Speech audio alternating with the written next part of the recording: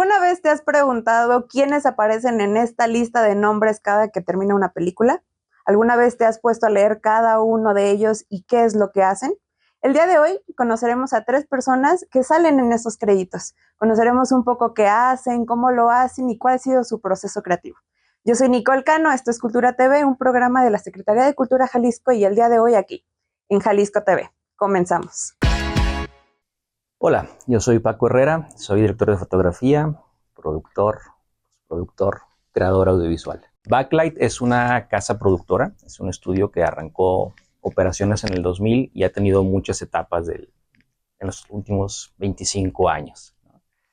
Arrancamos como una boutique de 3D y postproducción, de ahí crecimos a hacer un estudio de producción y luego consolidamos la parte de renta. Actualmente tenemos la división de renta y servicios de producción y tenemos además la casa productora como tal, donde continuamente estamos creando diversos contenidos. Creo que no descubres tú tu estilo visual, yo creo que tu estilo visual te descubre a ti y es el resultado de tu experiencia de vida, ¿no? Es bien interesante porque puedes caer como en el cliché o en el encasillamiento de decir, es que mi estilo es así, ¿no? Yo creo que esas de repente son muletillas. Y parte de lo que a mí me parece interesante es buscar en cada proyecto la personalidad de ese proyecto y traducir eso en herramientas o en técnicas específicas. Por ejemplo, hicimos un docu en el que todo el docu lo tiré en un lente 10 milímetros. Nada más usé un 10 milímetros. El que acabamos de terminar, que estamos ahorita en postproducción, todo el docu lo tiré en un lente Helios. Solo usé ese lente Helios, ¿no? En la cámara... En el caso del documental, pues hay una peculiaridad propia del documental que es trabajar mucho con luz natural, trabajas a gran velocidad. En el caso de ficción, estoy ahorita pues produciendo otro cortometraje que fotografié, en donde usamos en 2 locaciones 8 lentes, ¿no? Entonces, ahí hay como una gran variedad de aproximaciones técnicas que tienen que ver con el resultado estético que estás buscando, y eso solamente en cuanto a la puesta en cámara de la elección de la óptica, pero además el movimiento de cámara, la relación con los personajes, la colorimetría. Creo que cada historia tiene que tener su propia identidad visual que trabaja en conjunto con la historia de vida del fotógrafo, ¿no? Fíjate, alguien alguna vez dijo que el estilo es el resultado de la constante que detectas en tu obra cuando ya tienes una obra. O sea, cuando no has hecho lo suficiente y dices, es que mi estilo es... Perdón, no tienes un estilo, estás en el proceso de descubrirlo. Cuando ya tienes 25 años haciendo esto, pues bueno, ya has hecho X cantidad de cosas y entonces te empiezas a dar cuenta de cuál es la constante en lo que haces, ¿no? Y es cuando descubres tu estilo, pero no es como que salgas y digas, el día de hoy voy a trabajar en construir mi estilo, ¿no? Y si lo aterrizamos como lo mío, creo que parte de esa constante es el uso del color. O sea, si veo todo lo que he hecho, tengo como una obsesión interesante con el color. Y por otro lado, tengo proyectos que son blanco y negro, ¿no? Como para contrastar. Entonces, como esta dualidad entre eliminar por completo el color que se ha convertido en un elemento muy importante como en mi trayectoria. Digo, entre mis grandes héroes está Vittorio Storaro, que es como el maestro del color, ¿no? Entonces, este uso del color no necesariamente en un enfoque realista, de repente también jugar con el color como un elemento metafórico, como un elemento simbólico, semiótico, ¿no? Creo que esa búsqueda del uso del color podría ser parte de mi estilo y definitivamente la experimentación, la experimentación con ópticas, ¿no? Con cómo encuadramos lo que está enfrente y cómo lo representamos o lo compactamos o lo aislamos o lo distorsionamos, que todo eso te lo da justo la selección de la óptica en los proyectos audiovisuales. Es una orquesta, ¿no? O sea, creo que la historia tiene diferentes capas y es bien interesante porque en esta sociedad muy mercantilista y muy industrializada en la que estamos, siempre necesitamos que haya un héroe, ¿no? Y siempre necesitamos que sea la película de, o el corto de, o el documental de. Y eso funciona cuando eres el espectador y necesitas como colgarle la medallita a alguien, ¿no? Pero la realidad es que lo que ves en pantalla es el trabajo de un equipo y es un trabajo de un equipo que trabaja a muchos niveles de creación y que genera muchos niveles de lectura. Entonces, un proyecto cinematográfico tiene definitivamente una base narrativa literaria, o sea, tiene un guión o tiene una estructura, en el caso del documental, una escaleta, que después termina generando aportes informativos y emocionales. Y si lo empiezas como a desmenuzar, la parte emocional para mí es el sonido, ¿no? Y ahí me encanta trabajar con gente muy talentosa en sonido, porque yo digo que yo veo más allá de lo evidente, pero estoy sordo, ¿no? O sea, en realidad no, pero me gusta como hacer esa aproximación de decir, ok, yo veo mucho, pero necesito a alguien que escuche mucho, ¿no? Que pueda meterse en el mismo nivel de clavadez, de horas de discusión de si vamos a usar luz natural o luz artificial, por qué, o si vamos a hacer que la luz natural se vea artificial o que la luz artificial se vea natural, o si vamos a combinar iluminaciones y cómo se va a mover la cámara, y desde el punto de vista de quién estamos contando la historia, y el espectador es partícipe o es un espectador omnisciente, y un montón de debrayes que puedes generar a partir de la puesta en cámara, y luego digo, ok, eso nos va a dar toda la información y algo de la emoción. Pero realmente la emoción profunda nos la va a dar el diseño sonoro, nos la va a dar la música, y si hay actuaciones, pues las interpretaciones, ¿no? Y integrando todo eso, amalgamando y de repente conciliando como los egos de todos los artistas involucrados, tendría que estar el director, y aplacándolos a todos tendría que haber un productor, ¿no? Como poniendo límites, alcances y tratando de procurar lo que el equipo necesita, más allá de frenarlo. Entonces, en realidad no puedes decir, es que lo que está en la pantalla es la obra de fulanito de tal. Yo no creo en ese esquema de trabajo, ¿no? De hecho, he tenido alejamientos de miembros de la industria por eso, ¿no? Porque es que es mi proyecto. Está bien, pues. Ok, págame y que sea tu proyecto. Pero los proyectos que creo que trascienden no funcionan bajo ese esquema. Pues lo primero que tienes que hacer es aprender a ver, ¿no? O sea, creo que si ya traes el gusanito de meterte en la fotografía es porque ya eres alguien curioso, ya eres alguien que observa, ya eres alguien que literalmente se clava en la textura, ¿no? O sea, te das cuenta de fenómenos que al resto de la gente le pasan inadvertidos. El cambio de las horas del día, cómo un espacio se modifica de acuerdo a la luz, cómo la gente cambia su manera de sentir y de proyectarse de acuerdo a la iluminación. Entonces ya traes como ese gusanito. Entonces el primer paso sería cultívalo. O sea, si ya traes esa curiosidad, entonces aprende a observar, aprende a ver.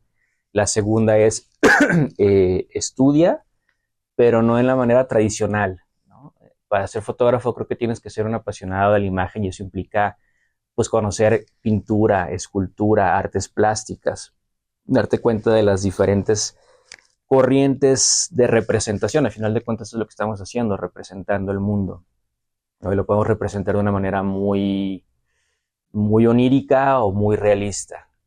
Y esa representación no nace por generación espontánea, ¿no? Finalmente concentras como todo este legajo de experiencias, de observaciones, de emociones y de educación informal y formal del quehacer visual, y lo terminas trasladando a tu propuesta fotográfica o cinematográfica.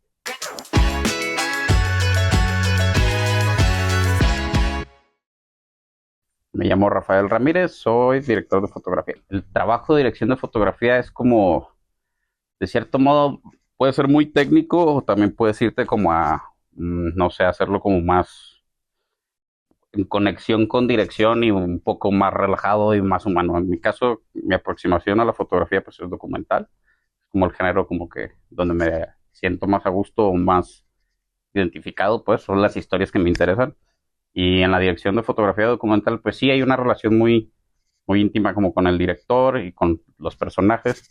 Son pues crews más pequeños, o sea, si no es este gran crew de una ficción que justo, pues sí se necesita para la ficción, pero en el documental estamos partiendo de estos crews pequeños para tener la proximidad con el personaje y que sea como más relajada la situación, ¿no?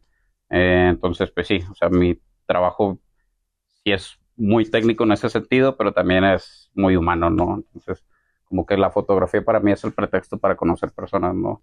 todo lo que hacemos es como reflejo también de nuestro trabajo, ¿no? Entonces yo pienso que la cámara no miente nada. O sea, los que mentimos somos nosotros ya en postproducción. Pero la realidad es que es eso, tienes que estar, el crew debe estar como muy integrado en, si en este caso estás grabando en una comunidad o si estás grabando en la ciudad con un personaje, debes de estar como conectado con la historia, ¿sabes? No puedes estar ni distrayéndote ni jugando como a otras cosas. O sea, tu emoción debe estar 100% en donde está el personaje, ¿sabes? Y eso significa muchas veces pues una inmersión así, te avientas como una alberca y nadas un rato en ella en la vida de los personajes, ¿sabes? Y esa inmersión pues sí es emocionalmente, pues es una experiencia de transformación también, ¿sabes? O sea, al mismo tiempo que tus personajes se transforman, tú también. En la ficción pasa de igual forma, pero o sea, creo que como es tan técnica y hay tantas personas, no pasa como acá cuando somos tan poquitos, que sí nos cambia un poquito la vida en cuanto a cómo empiezas a hacer un proyecto y cómo terminas. Cuando preparas el equipo para un proyecto audiovisual, depende de lo que vayas a hacer. O sea, si es ficción, sí se necesita la gran cámara de pronto y de repente los grandes lentes y eso implica más personas por la forma en que se operan esos lentes y pues sí, o sea, el crew se va agrandando, ¿no? En documental sí te vas como más tranqui, o sea, sí lo que quieres es hacer pues sí, si te quieres subir a un cerro con una cámara así, con 10 operadores y tal, perdón, con 10 asistentes, pues ahí te va a dar las 10 de la noche y no vas a sacar nada. En cambio que si te vas como más compacto con cámaras como que igual son de muy buena calidad ahorita y que no son este armatoste grandote que de pronto también, te digo, con el personaje existe pues, o sea, terminas como alejándolos, ¿no? Un poco, o sea, asustándolos, cuando realmente lo que quieres es estar como más íntimo con ellos, estar en sentirte parte de su familia o que ellos te hagan sentir parte de su familia, ¿no? Creo que eso es lo más complicado en el documental, porque poner la cámara y darle rec, ¿sabes? Está como muy fácil, pero hacer conexiones reales con las personas, eso es lo difícil. Las conexiones que existen en los proyectos audiovisuales, digo, en cualquier trabajo existen conexiones humanas, ¿sabes? O sea, hay unos donde más, hay unos donde menos. Hay quien puede decir que en una oficina no existen y hay quien te va a decir que se hicieron amigos ahí, se casaron, lo que sea. Eh, Acá, pues debes de tener mucha confianza en el crew con el que estás trabajando para soltar cosas, sobre todo, ¿sabes? Como para no sentirte tú también presionado o abrumado por ciertas situaciones que pueden pasar y dejar que tu equipo se encargue también un poco de resolver esas situaciones, ¿no? Con tus personajes, pues a diferencia de la ficción que se van construyendo desde antes un poco, porque ya existe pues este trabajo de escritura con los actores. Acá no, acá tal cual tienes que irlos construyendo como cuando entrabas a una escuela nueva y pues sí, entrabas a una escuela nueva y eras el nuevo, tal, así de fuerte de pronto, ¿no? Entonces, es desde cero, igual que cuando haces amistades, ¿sabes? O sea, es idéntico, no llegas tampoco a la casa de tu personaje, te digo, sentándote y subiendo los pies y como que cotorreando así como si fuera tu casa, sino entras con mucho respeto y con la intención de que pues te abran las puertas de no solo de su casa, sino de sus vidas, ¿no? Entonces ya después de eso sí es donde se pone chido, porque ya te quitas todas estas telarañas que tienes y ya nacen las conexiones, el trabajo es más fácil para ti, para los personajes creo que también es menos invasivo, y pues sí, se vuelve un trabajo muy bonito. Hola, ¿qué tal? Soy Walter Davis. Yo me dedico a hacer sonido directo para películas, documentales, series, etcétera, etcétera. Y también hago diseño de sonido y un poco de música también para esos proyectos. Pues yo llegué al cine, básicamente yo tuve una carrera de producción musical y posteriormente me metí a estudiar multimedia, ¿no? Ya de ahí, en el tronco común, pues había un tronco común de cine. Entonces, poco a poco, como yo ya tenía un bagaje del sonido, la gente me empezó a hablar para sus cortos, sus tesis, etcétera, etcétera. Aunque yo iba por otro lado, pero curiosamente al salir de la carrera dije, pues creo que ya me conocen bastantes personas, ya tengo como un nicho de trabajo ahí y pues ahora sí que me consolidé ya como sonidista y diseñador de sonido en ese momento. Mi rol en la producción cinematográfica consiste en básicamente capturar los diálogos lo mejor posible, lo más natural posible para el talento, por decirlo así. Y pues bueno, si da o tenemos momentos, pues grabar lo que serían algunos ambientes, grabar tal vez algunos folies, algún elemento que sea complicado de grabar luego en postproducción, y de ahí ayudar sobre todo en la ruta de post. Un sonidista básicamente se encarga de grabar sonido en locación, o sea, su trabajo principal es capturar diálogos y capturar pues algunos incidentales como tal. Y el diseñador de sonido pues es el que, ahora sí que el pintor, ¿no? El que le da la paleta de color, el que hace esa burbuja que te mantenga inmerso en la historia, y pues es el encargado de, digamos, poner efectos sonoros, limpiar los diálogos que se grabaron posteriormente en la locación, grabar efectos incidentales que se llaman folies, digamos, no sé, pasos, ropita, todo este tipo de cosas. De eso se encarga en general un diseñador. Digo, hay varios puestos ahí, pero bueno, es uno de los rubros que tiene. Actualmente me encuentro en 2 proyectos que están nominados a los Arieles. Uno es Corina, el cual yo hice el sonido directo, y el otro es Concierto para otras manos, el cual yo fui diseñador de sonido y también hice la mezcla. Personalmente, digo, me gustan mucho los 2 lados. Me encanta, por ejemplo, hacer sonido directo porque puedo salir digo, a veces haciendo la postproducción te encuentras en una cueva, literal, durante a veces meses, en los cuales, pues a veces también hacer sonido directo es bueno salir, ¿no? Y platicar con más personas, etcétera, etcétera. Pero en cuestiones de técnicas, pues para ser sonidista tienes que tener un semblante de mucha paciencia, diría yo, ¿no? Porque básicamente, a diferencia de otros departamentos, el mundo siempre va a estar contra ti, ¿no? ¿A qué me refiero con esto? De que, por ejemplo, pasa la moto que en la historia no funciona, o los diálogos no se entienden muy bien, o tal vez tenemos las campanas de la iglesia, etcétera, etcétera.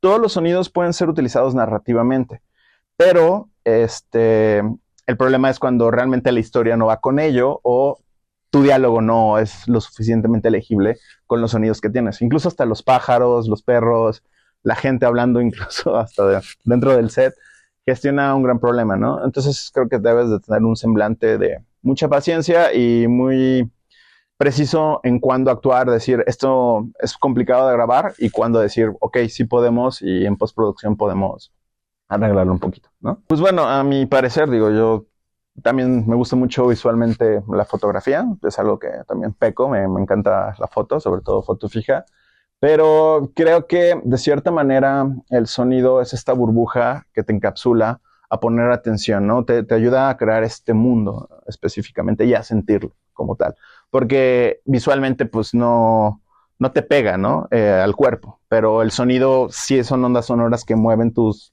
átomos, por decirlo así, y sí te causan ciertos sentimientos, ¿no? Incluso de irte, por ejemplo, a 60 Hz, en tu cuerpo resuena esta parte, o subiendo frecuencias, hay ciertos puntos que te empiezan a mover, ¿no? Entonces creo que es esa arma muy poderosa que hace que sientas, ¿no? Es como escuchar una canción, de repente ¡paz!, te detona algo que dices, ¿qué pasó ahí, no?